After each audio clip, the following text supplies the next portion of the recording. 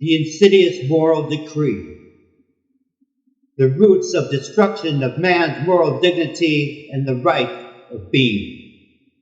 An essay dedicated to Columbine High School, to the mass shootings in Orlando, Texas, Dayton, Ohio, and horrifically elsewhere, both past and tragically to come. Neglectful composures by your despiteful social exposures. How can your conscience develop to be even a relative reflection of who you need to be? How can your nefarious ignorance allow you to ignore the dysthymia of societal obligations that deem to discredit the afflicted and their undaunted ruination? It is indeed your fear of encountered indifference. It is indeed your fear to work outside the senseless laws of your segregated intolerance. Safety and moral superiority is what you find from the pack that pretends to protect you. But from the perception of the segregated and inexorably gated niche stems the most sanctioned territories of mankind, the insufferable immoral evils that we engage upon to suppress the truth of our mortality. So we constantly scan our environment, forever on edge, consciously retaining our vigilance of ill will. Self-defense delegated to the near whole of our innate mandated intolerance, definition, and ignorant acts of pretense. We actually suppress what our egos cannot understand. This without tenable reason, but to sublimate our own fears of vulnerability, of one who may be forced to live a life of certain deficiency, rendered handicapped by whatever means, but forced to live a life of the imprisoned against all his will and his God-given rights to live indigenously. One whom of which is living by his own fruition and existence, of one whom of which is human rightfully being. But we fear the inevitable mortality that we all share in common. However, that is not our usual practice, of which indeed is humane.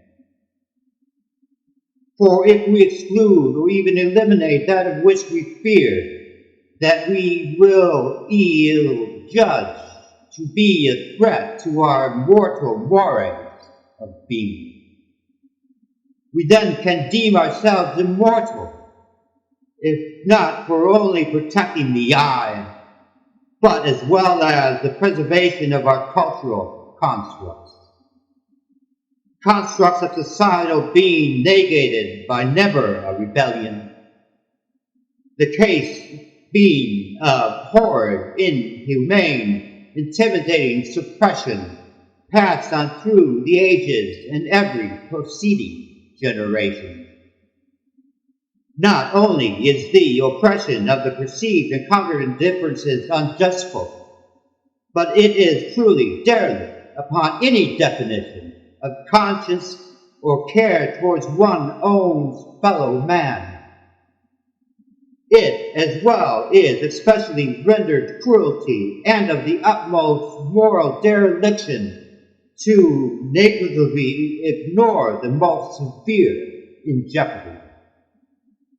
For not only would one be suppressing the rights of the innocent, you indeed are denying your welfare exposure to the amenities of the human capabilities of the foremost best. Whether it is of race, ethnicity, handicap, or place of origin, dare not oppress or deny one's warranted dignity. For you will suffer from what will only be that of which is nothing but a wasted dual tragedy. This may satisfy your sardonic ego for that of an ill rebuke, but you indeed, by afflicting the afflicted and discrediting true innocence of their rightful being of deference, will do nothing but spread their suffering and pain inevitably, eventually rendering you an accomplice for death and worthless voice for the unambiguous, culturally insane. Take heed and use your God-given mind as well as soul, else you will also never be able to take part of your brethren's shared humanity. Author's note.